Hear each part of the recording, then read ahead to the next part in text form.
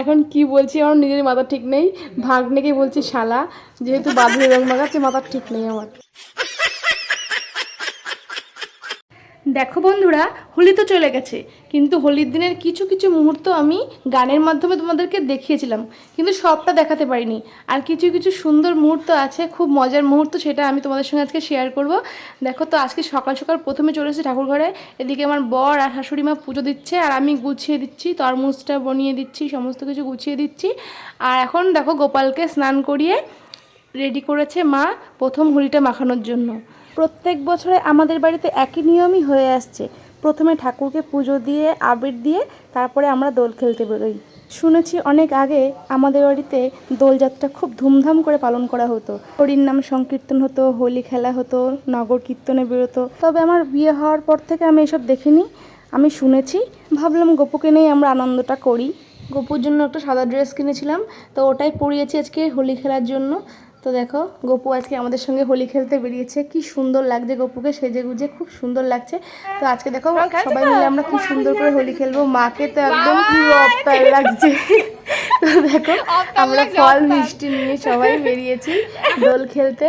ইতিমধ্যে ছেলেকে বললাম যে আমাকে একটু ভিডিও করে দিত, তো দেখো ও আমাকে ভিডিও করে দিচ্ছে, কারণ রং খেলেছি, কেমন কেমন রং মেখেছি এটা কিন্তু পরে দেখতে খুব মজা লাগে। তা ও একটু ভিডিও করে দিল। আর দেখো, এদিকে প্রচুর রং খেলা হচ্ছে, আমার বরকে ধরেছে, ধরে আচ্ছা করে রং দিচ্ছে সবাই মিলে। আর এদিকে আমারও মন আনচান করছে, মনে হচ্ছে আমি কখন একটু রং খেলবো। ভাবলাম যে গোপালকে যখন নিয়ে বেরিয়েছি, ওকে আগে রং খেলিয়ে দিই, ও একটু রং মাখামাখি করুক, তারপরে আমরা সবাই মিলে খেলবো। তো দেখো, প্রথমে জেঠুর বাড়ি গেলাম গোপালকে নিয়ে। আজকে গোপালকে সারা পাড়ায় ঘুরিয়েছি, প্রচুর ঘুরিয়েছি আজকে কোলে করে নিয়ে। তো দেখো, জেঠুকে ডাকলাম, তো জেঠু বেরিয়েও এসছে। আর এখন গোপালকে আবির দিচ্ছে জেঠু। মা আবার বক বক করছে, ঠিক করে ধরো, ঠিক করে ধরো। আবির গায়ে মেখে যাচ্ছে। তো দেখো, জেঠু আবার রং দিচ্ছে। অন্যবারের থেকে আমরা গোপালকে নিয়ে এবার আনন্দ করেছি অনেক, কারণ দেখো, অন্যবার ঠাকুরকে পুজো দিয়ে ঘরে রেখে আসি হোলি দিয়ে, আর আমরা রং খেলতে বেরোই। আর এবার আমরা যার জন্য দোল, তাকে নিয়েই দোল খেলতে বেরিয়েছি।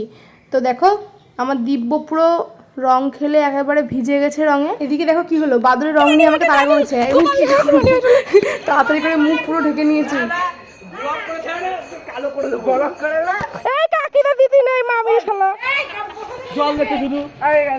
এখন কি বলছি আমার নিজের মাথা ঠিক নেই। ভাগ্নেকে বলছি শালা, যেহেতু বাদুড়ের রং মাখাচ্ছে, মাথার ঠিক নেই আমার।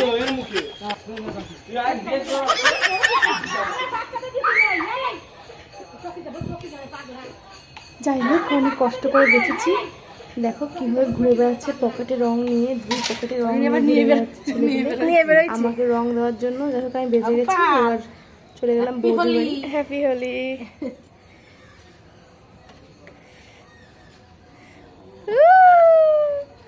বৌদি আবিরের মুখ ভর্তি করে দিয়েছে, দেখো কত খুশির দিন, বছরে একটা দিনই তো রং মাখার। অনেক রং মেখেছি, দেখো গপুটা পুরো রঙে একদম স্নান করে গেছে। এবার আমরা সবাই বাড়ি চলে আসলাম, রং মেখে পুরো ভূত হয়ে গেছি আমি। সবাই মিলে একটা সেলফি তুলে নিলাম। আর দেখো, এখন স্নান করে নেব। আমিও স্নান করে নিয়েছি, গপুকেও স্নান করিয়ে দিয়েছি। আজকের ভিডিওটা এই পর্যন্ত, দেখা হবে পরের ভিডিওতে।